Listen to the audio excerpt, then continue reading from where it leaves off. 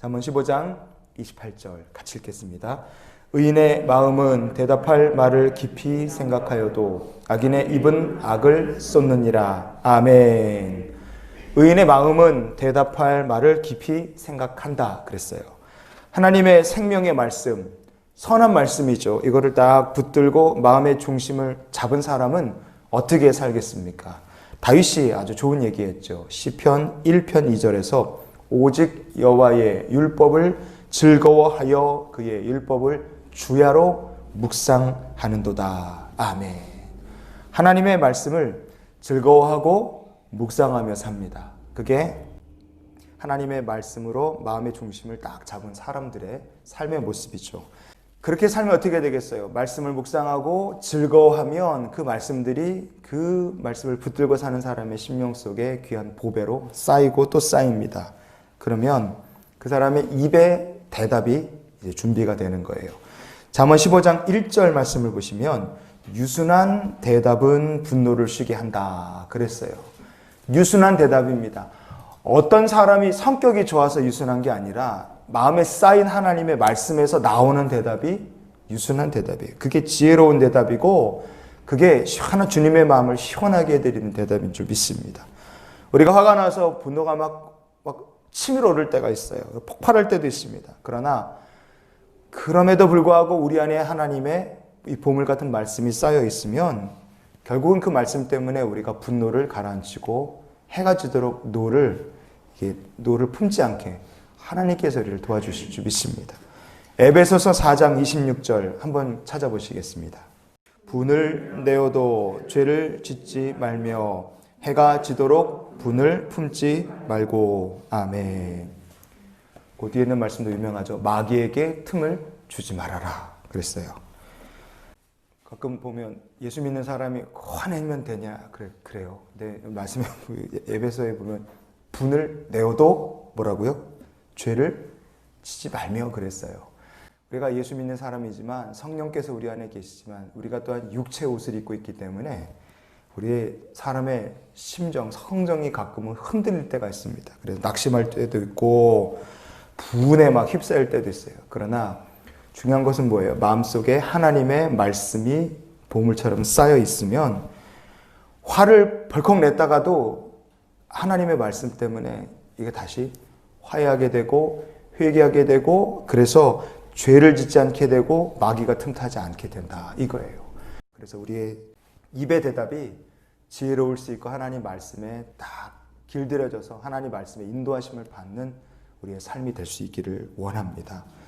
근데 악인은 어떻다 그랬어요? 악인의 입은요 고삐가 뿔린 망아지예요. 막 쏟아냅니다. 히브리어 본문을 보면 오늘 본문에서 이 쏟아낸다고 번역된 히브리어가 압비라는 말입니다. 압비. 근데 이 히브리어 압비를요 빨리 읽으면 아비, 에비로 들려요.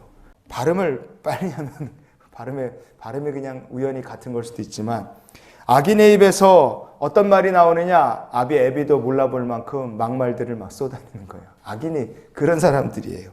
그의 마음속에 왜 그런 말들이 막 쏟아져 나오겠습니까? 하나님의 말씀이 보물로 그 안에 쌓여 있지 않기 때문에 그렇습니다. 그래서 이렇게 사는 악인을 하나님께서 어떻게 하신다고요? 하나님께서 기뻐하지 않으십니다. 잠언 15장 29절 오늘 읽었던 본문 말씀에 여호와는 악인을 멀리 하시고 의인의 기도를 들으시느니라. 아멘. 마음속에 하나님의 말씀이 없어요.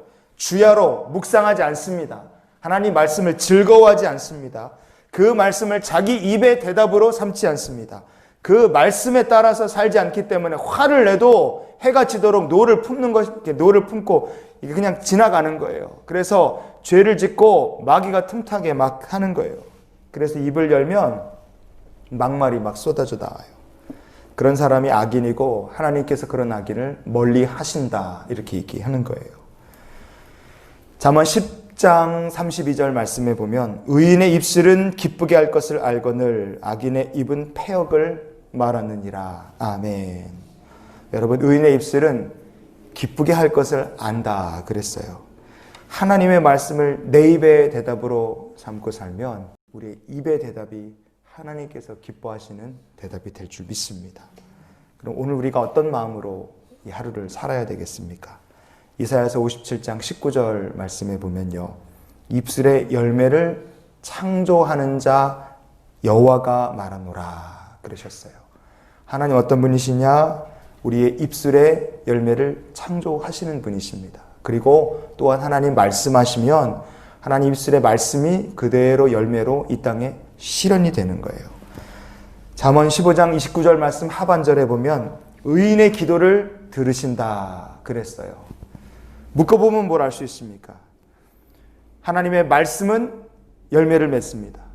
의인의 기도를 들으십니다. 그래서 우리가 하나님의 말씀을 붙들고 하나님의 말씀을 내 입에 대답으로 삼고 살면 우리가 구할 때 하나님 들으시고, 우리가 부르짖을 때 하나님께서 응답하시고, 우리가 찾을 때 하나님께서 찾는 것을 찾게, 정말 구하는 것을 구하게, 두드리는 것을 열리도록 주님께서 응답하여 주실 줄 믿습니다.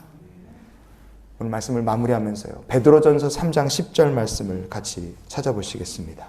그러므로 생명을 사랑하고 좋은 날 보기를 원하는 자는 혀를 금하여 악한 말을 그치며 그 입술로 거짓을 말하지 말고. 아멘.